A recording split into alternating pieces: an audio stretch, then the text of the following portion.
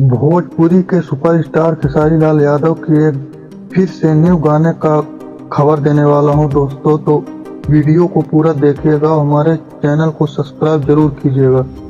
तो दोस्तों, अखिलेश जी ने मीडिया के माध्यम से इंटरव्यू दिए कि बहुत जल्द खेसारी लाल यादव का धमाका होने वाला है, बहुत जल्द, जो कि हीरोइन नमिता मल्ला के साथ आप सभी के बीच वीडियो सॉन्ग रिलीज किया जाएगा। बहुत पहले खेसारी लाल और नमिता जी के साथ गाना शूट किया गया था, वो वाला वीडियो आपके बीच बहुत जल्द आने वाला है। गाने के पोस्टर की बात की जाए तो आपको अपने वीडियो के माध्यम से बहुत जल्द देने वाला हूं। इसकी जानकारी दिए हैं अखिलेश कश्यप।